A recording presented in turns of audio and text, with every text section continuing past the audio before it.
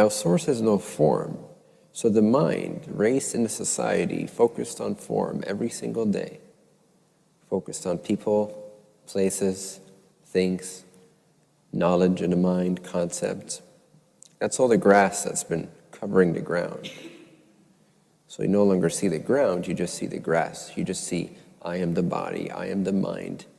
I don't like this relationship, I prefer that one. I don't like this food, I prefer that food. I want to become this, I'm not there yet, etc., etc.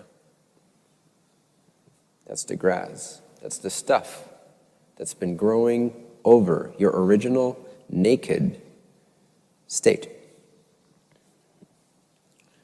The aim of self-realization or God-realization is to mow the lawn.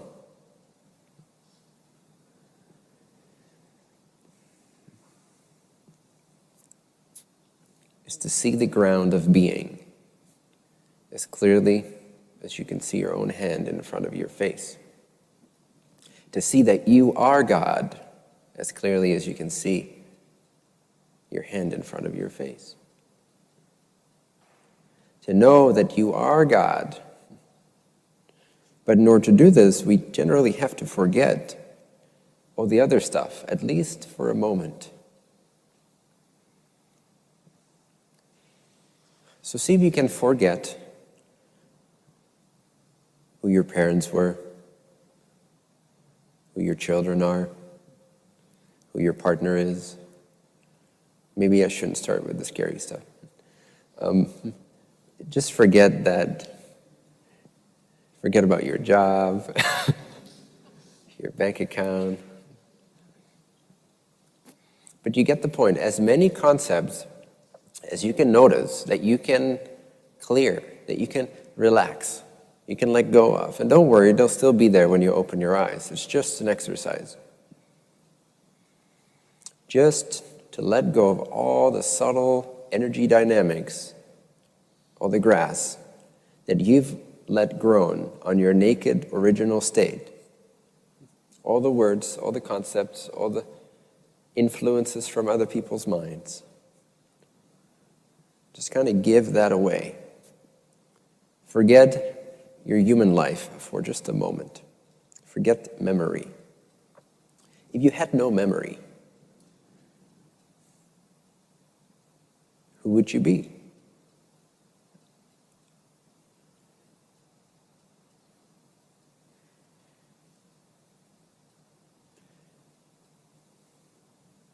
Without memory, it becomes really hard to claim any kind of identity in any object that appears to consciousness, to God. God is consciousness. God is alive. God is intelligence, awake. And it's formless. But most of us know only form. We've learned only to place our attention on form. To place our attention on the formless, the self, the subject, rather than objects. Most of us have never even for a second been aware of awareness itself. And so at first, it is a little challenging to maintain that. And so that's why I generally say, rather than trying to maintain that, simply for a few seconds at a time, say 2 to 5 seconds, you radically and abruptly, just throughout your daily life, but do it right now, you radically and abruptly and totally commit to dropping any and all thoughts. Just complete full stop. Full stop. Just 2 to 5 seconds. Just commit to it. And notice what remains. Notice what's looking at it. Notice this quality of clarity, of lucidity, of consciousness, of alertness, of awakeness, of I am, of I exist. It's a subtle feeling at first.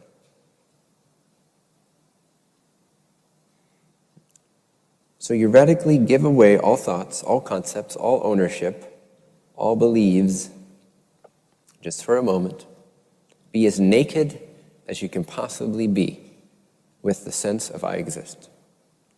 Just purely the sense I exist. Just the sense. Not the words. They're just the entrance point. They're the door. They open. But the actual experience, before any words, the pure awareness of I exist, or I am. Awareness of being. Awareness of existing. Just that.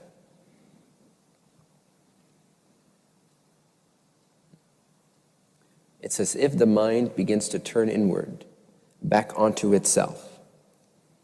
Instead of focusing on the world, it becomes aware of itself, as the subject, as that witnessing presence.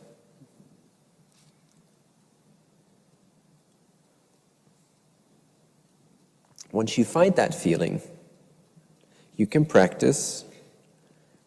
You can practice it a little bit right now, but we won't have enough time to practice it for long periods of time. But as you go home, you can practice more of this. But for now, find the subtle feeling, even if only a few seconds you maintain it. Just a couple seconds of awareness, noticing itself.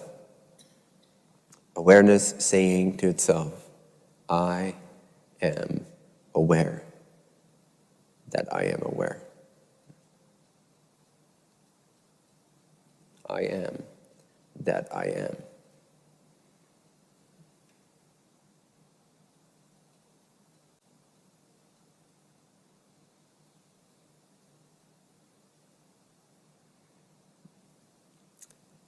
That's a moment of pure being. Over time, you will become more interested in this. At first, it will seem a little boring. For many, it's just a subtle feeling. But as you practice, it deepens. The rabbit hole deepens. And the kingdom of heaven will open up to you. Not to Jesus, not to me, not to Buddha, not to your priests, to you. The kingdom of heaven will open its gates to you. Direct contact. No more slavery. No more seeking outside when you are God. For Christ's sake. Focus on I am. I exist. Because that, my friends, has never changed throughout all the issues, problems, challenges, victories in your life. All the relationships that have come and gone. All the things you loved that had to let go of. All the things you desire, some of which have come to pass, some of which seem to forever be outside your grasp. All that human stuff has come and gone.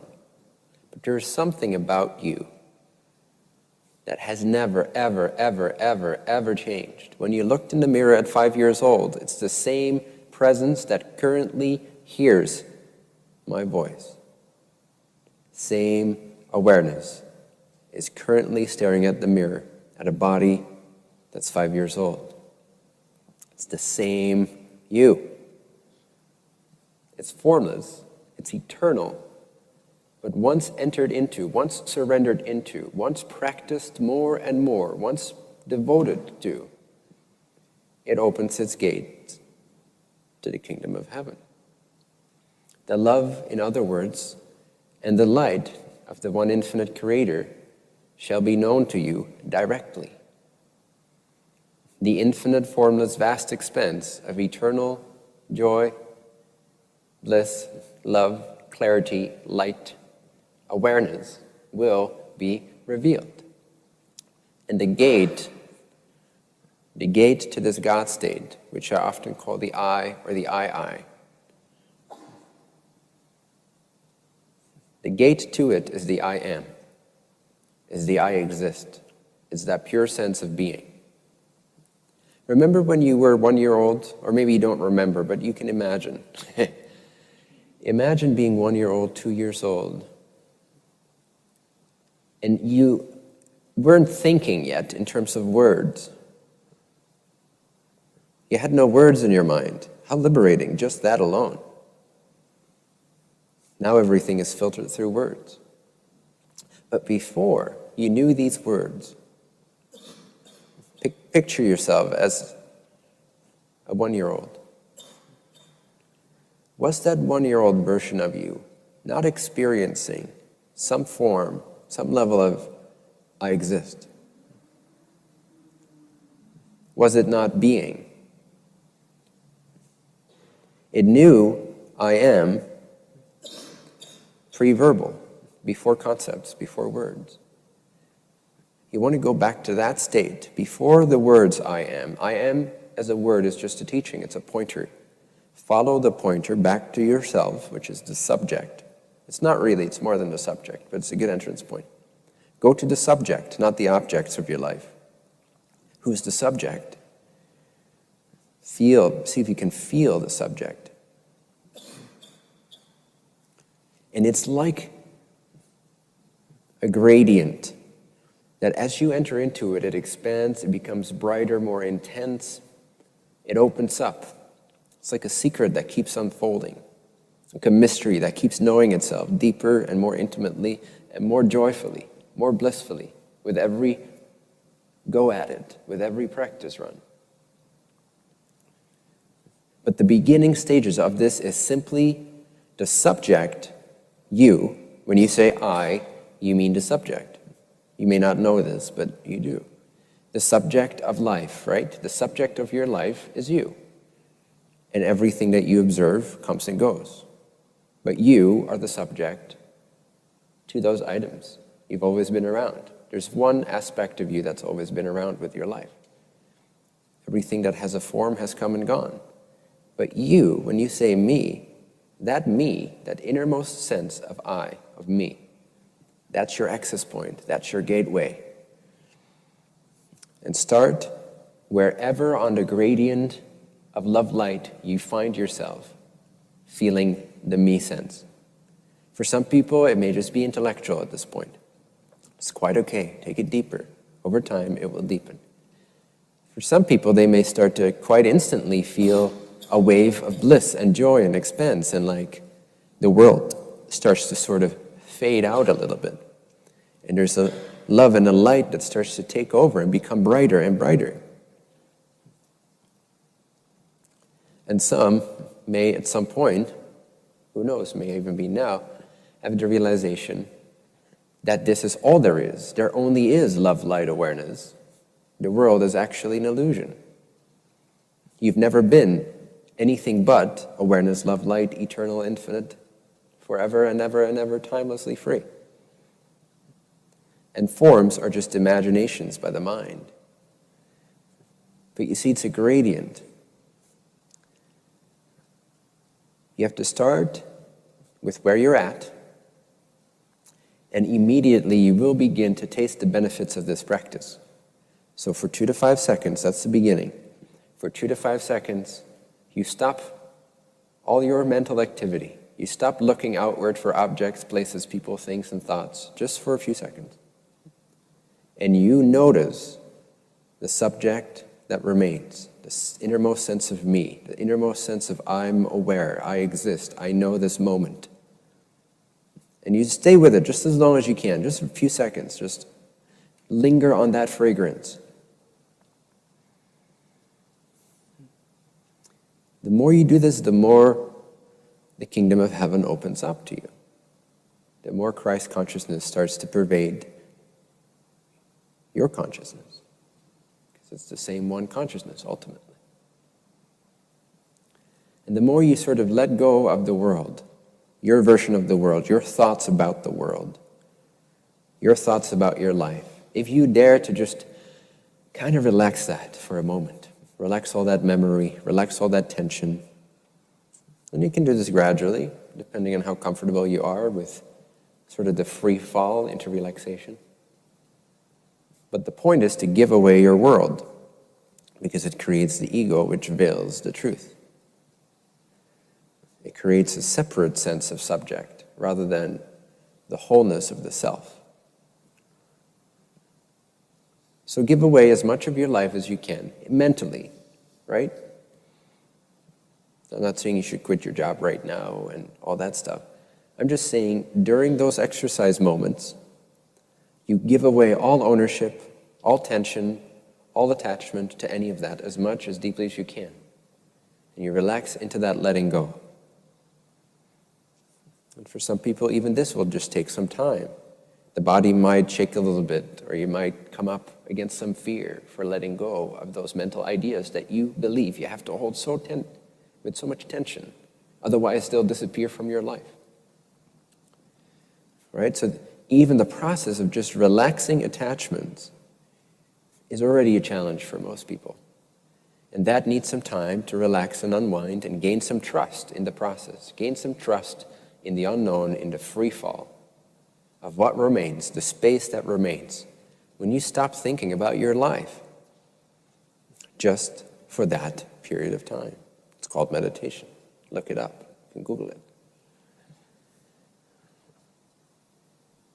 So the deeper you let that go, and the more your awareness turns inward onto itself, it's like a mirror starting to reflect itself, bend over to see itself. Awareness, aware of awareness, awareness watching awareness, awareness seeing awareness, awareness knowing, feeling awareness. You intensify that, and it will overwhelm your sense of a world, your sense of separation, your sense of mental anguish, and sorrow, and pain. And it will begin to radiate within you, within the body-mind-spirit complex. A light is activated. And the more it's nourished, the more it grows, the more it radiates, the brighter it becomes. If you are a seeker, then seek for this. If you are not a seeker, then seek for this also. Because whatever else you're holding on to is just a placeholder for this in the end, anyway. You're just wasting time, really.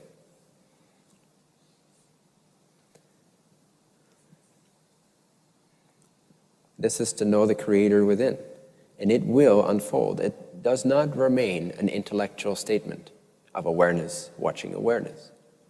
Those are just the words. It becomes a lived, radiating, illuminating, vibrant, alive, lucid, conscious, heightened experience. You start to raise your frequency, elevate your consciousness, and you start to begin to feel and understand and directly know the oneness of God that is your birthright, that is your nature, that you cannot ever escape no matter how hard you think. That which saw you in the mirror at 5 years old also sees you thinking your ass off.